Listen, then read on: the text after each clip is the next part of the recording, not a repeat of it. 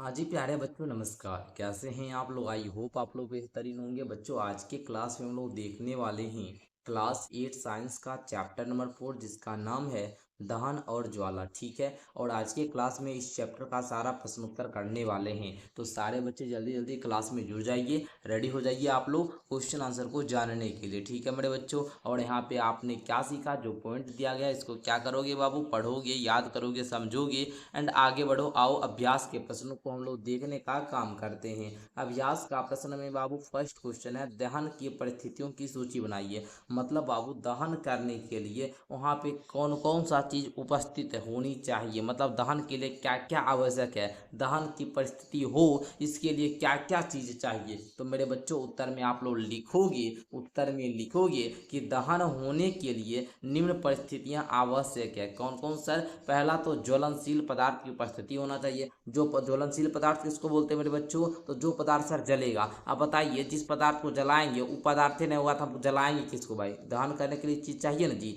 तो ज्वलन पदार्थ की उपस्थिति। दूसरा ऑक्सीजन यानी वायु की उपस्थिति। वायु के बिना हम लोग आग नहीं। आप लोग देखिएगा जहाँ आग है, आप लोग जैसे ही देखते होंगे वहाँ पे, जैसे आग लगाए उसको अगर कंबल से ढक देते तो आग बुझ जाता है। बुझता है कि नहीं? क्यों भाई? क्योंकि वहाँ पे वायु ही नहीं मिल पाता है। मतलब आग लगे यानी दहन हो, दहन की प्रक्रिया हो, इसके लिए ऑक्सीजन बहुत जरूरी है।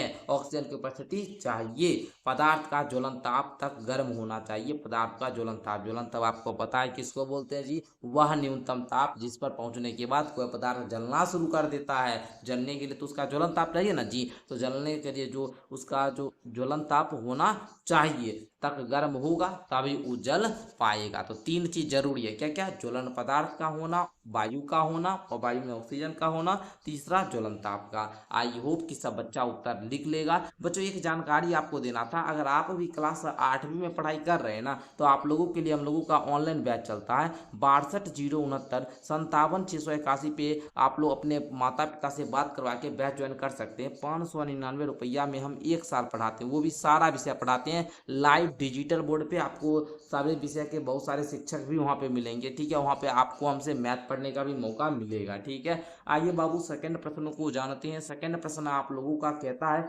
रिक्त स्थानों की पूर्ति कीजिए। लकड़ी और कोयला जलने से वायु का क्या होता है? सर वायु का प्रदूषण होता है। क्या होता है मेरे बच्चों? प्रदूषण होता है। तो यहाँ पे प्रदूषण भर लीजिएगा। अगला है कि घरों में काम आने वाली एक द्रव ईंधन क्या है सर? वो द्रव ईंधन आप लोग केरोसिन भी बोल सकते हैं। Yes, yes. आगे देख लीजिए, या फिर आप लोग एलपीजी भी तो द्रव्य अवस्था में पाया जाता है, ये भी बोल सकते हैं। जलना प्रारंभ होने से पहले ईंधन को उसके डैश तक गर्म करना आवश्यक है। तो उसके ज्वलन ताप तक। किसके ताप बाबू? ज्वलन, ज्वलन ताप तक, है ना। आगे, तेल द्वारा उत्पन्न आग को डैश द्वारा नियंत्रित नहीं किया जा सकता है, जल द्वारा नियंत्रित नहीं किया जा सकता। आइए बच्चों भरिए पहले जल्दी जल्दी। लकड़ी और कोयला जलने से प्रदूषण होता है। घरों में काम करने आने वाला एक द्रव ईंधन क्या है? केरोसिन है बच्चों। ज्वलना प्रारंभ होने से पहले तो ईंधन को उसके ज्वलन ताप तक गर्म करना आवश्यक है। तेल द्वारा उत्पन्न आग को जल द्वारा नियंत्रित नहीं किया जा सकता है। समझ गए आप लोग? समझे? अरे बोलिए हाँ सर। आइए आगे बढ़े। यस सर बढ़िए। तीसरा प्रश्न क्या कहता है समझिए बाबू। तीसरा प्रश्न है, समझाइए कि मोटर वाहनों में सीएनजी के उपयोग से हमारे शहरों का प्रदूषण किस प्रकार कम हुआ है। तो प्यारे विद्यार्थी जी उत्तर में लिखिएगा आप लोग। सीएनजी जो है ना सर, एक स्वच्छ ईंधन है। इसके जलने पर धुआं और हानिकारक जो गैस होती है ये कम निकलती है। इससे वायु प्रदूषण कम होता है तथा वातावरण अधिक स्वच्छ रहता है। मजा आया? तो बोलो हाँ सर। आगे बढ़ते हैं। यस सर बढ़िए।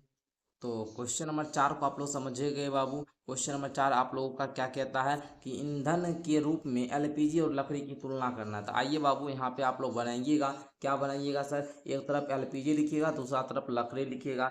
जो एलपीजी होता है ये स्वच्छ ईंधन है, लकड़ी अधिक धुआं देता है। एलपीजी अधिक ऊष्मा उत्पन्न करती है, जबकि लकड़ी जो होता है कम ऊष्मा देती है। एलपीजी प्रदूषण कम करती है, लकड़ी वायु प्रदूषण बढ़ाती है। एलपीजी आसानी से नियंत्रित होती है और लकड़ी में नियंत्रित करना कठिन होता है। इस प्रकार से आप लोग अंतर बताइएगा। मज़ा आया तो बोलिए हाँ सर, समझ में भी आया बोले हाँ सर। चलिए बाबू आप लोग क्या करें, जल्दी से नीचे डिस्क्रिप्शन बॉक्स से क्या कीजिए, मेरा जो एप्लीकेशन है मेरे बच्चों, मेरा एप्लीकेशन डाउनलोड कीजिए, वहाँ से कोर्स लीजिए और पढ़ाई कीजिए। ओके, आइए बाबू अगला प्रश्न देखते हैं, अगला प्रश्न समझते हैं। कहता है कारण बताना। बाबू क्या करना जी, अरे सर जी कारण बताना, क्या चीज़ का कारण, कि विद्युत उपकरण से संबंध आग पर नियंत्रण पाने हेतु जल का उपयोग नहीं किया जाता, इसका क्या कारण है। तो बोगा जी इसका क्या कारण है, तो जल जो होता है ना सर जी, विद्युत का सुचालक होता है, समझ गए ना, इससे करंट लग सकता है, इसलिए विद्युत आग पर जल का उपयोग नहीं किया जा सकता, समझे। अरे हाँ सर जी, आगे बढ़िए बाबू। कहता है एलपीजी लकड़ी से अच्छा घरेलू ईंधन है, इसका क्या कारण है। तो एलपीजी जो होता है ना सर, ये अधिक ऊष्मा देती है, धुआं नहीं करती है,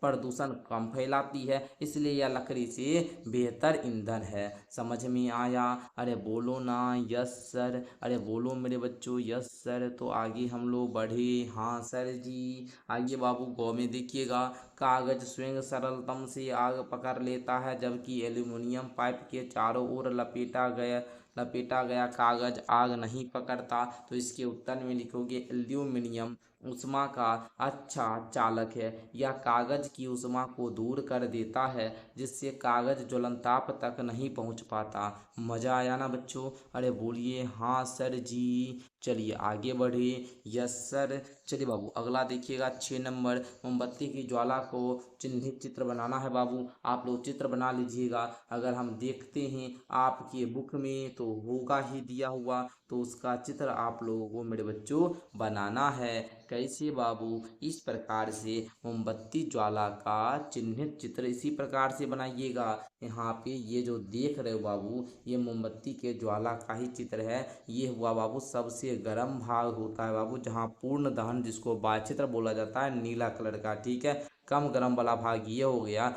है ना, इसमें आप लोग आंशिक दहन बोलिए या मध्य भाग जिसको पीला रंग का होता है बाबू, सबसे कम गर्म होता है इस प्रकार का, जिसको हम लोग आंतरिक क्षेत्र बोलते हैं, जो कि काला रंग का होता है। और ये आप लोगों का पूरी मोमबत्ती हो गई। इस प्रकार से आपको क्या करना है मेरे बच्चों, चित्र बनाना है, और इस पूरे पॉइंट को आप कॉपी पे छाप लेना है। छापने के लिए रेडी हो, अरे सर जी हाँ। आगे बढ़िए, आइए 7वां प्रश्न है, ईंधन के ऊष्मीयमान को किस मात्रक द्वारा प्रदर्शित किया जाता है। तो ईंधन का जो ऊष्मीयमान होता है ना बुआ जी, उसको हम लोग किलो जूल प्रति किलोग्राम, यानी किलो जूल प्रति किलोग्राम में व्यक्त करते हैं। अगला है 8वां नंबर, समझाइए कि CO2 किस प्रकार आग को नियंत्रित करती है। तो उत्तर लिखिएगा, कार्बन डाइऑक्साइड वायु से भारी गैस है, यह आग के चारों ओर परत बना देती है और ऑक्सीजन की आपूर्ति रोक देती है, जिससे आग बुझ जाती है सर, समझे। हाँ सर, आगे बढ़े, यस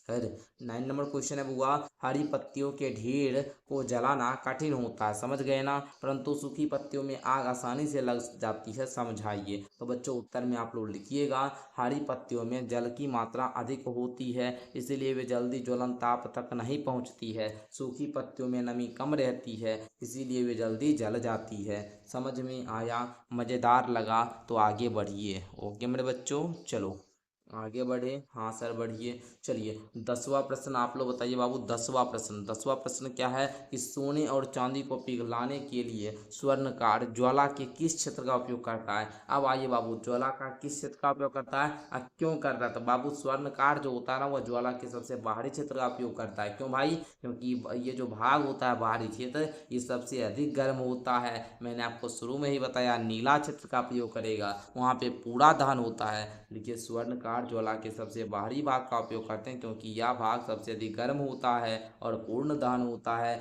अभी सर आपने हमको समझाया भी था यहाँ पे कि ये जो होता है सबसे सबसे गर्म भाग, वो पूर्ण दहन बाह्य क्षेत्र नीला होता है, यही आप लोग लिखना है।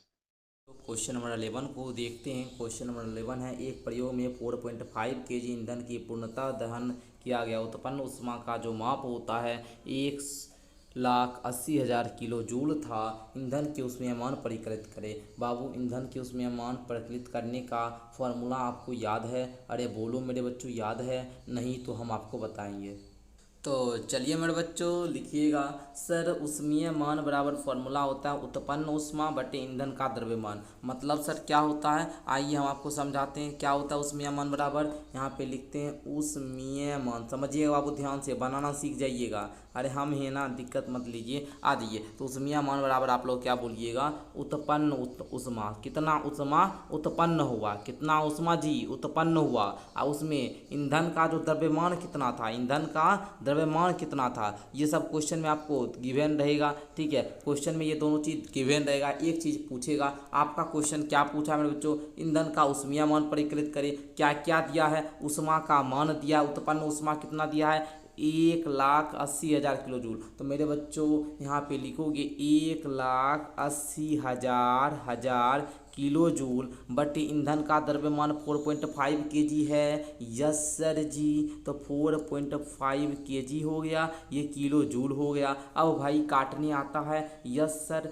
तो इसको काटिएगा मेरे बच्चों। कैसे काटिएगा, काटने तो सब बच्चे को मैंने सिखाया है। ये दशमलव हटेगा तो ऊपर एगो जीरो और आ जाएगा, जैसे ऊपर एगो जीरो और दे दिए बच्चों, तब देखिए 45 चौका कितना हो गया 180, यहाँ पे 1 2 3 4 जीरो, यानी 40,000 kilo joule, kilo joule, kilo joule की यहाँ पर प्रति केजी। ठीक है, किलो जूल प्रति केजी, किलो जूल प्रति केजी। तो बउआ समझ में आया, यानी सर ईंधन का उसमें मान 40,000 किलो जूल प्रति केजी होगा। समझे, हाँ सर। अगला प्रश्न है बाबू, क्या जंग लगने के प्रक्रम को दहन कहा जा सकता है, विवेचना कीजिए। तो बोलेंगे हाँ, जंग लगना भी एक प्रकार का धीमा दहन है, जिसको हम लोग मंद दहन बोलते हैं। क्या बोलते हैं बच्चा, अरे सर जी मंद दहन बोलते हैं, क्योंकि इसमें लोहे की ऑक्सीजन से विक्रिया होती है और ऊष्मा उत्पन्न होती है, परंतु यह प्रक्रिया बहुत धीमी होती है, इसलिए इसे मंद दहन कहते हैं। समझ आया, अरे बोलो अपने गुरुजी को हाँ, तो मुझे भी खुशी मिलेगी, मुझे भी लगेगा चलो भाई बच्चे सीख पाए हैं। अगला प्रश्न है, अबीदा और रमेश ने एक प्रयोग किया जिसमें बीकर में रखे जल को गर्म किया गया। अबीदा ने बीकर को मोमबत्ती ज्वाला के पीले भाग में रखा, रमेश ने बीकर को ज्वाला के सबसे बाहरी भाग के पास रखा, किसका पानी कम समय में गर्म हो जाएगा। बउआ बहुत बढ़िया क्वेश्चन है, तो बोलिएगा रमेश का जो सर जी पानी होगा वो कम समय में गर्म होगा, क्योंकि ज्वाला का सबसे बाहरी भाग सबसे अधिक गर्म होता है। समझ गए, चलिए तो बहुत मज़ा आया होगा प्यारे बच्चों। इस प्रकार आज के क्लास में इस चैप्टर का सारा प्रश्न उत्तर देख लिया, मुझे आशा है आपको क्लास अच्छा लगा होगा। अच्छा लगा तो लाइक कीजिए, दोस्तों में शेयर कीजिए। मिलते हैं अगली क्लास के साथ, तब तक के लिए धन्यवाद।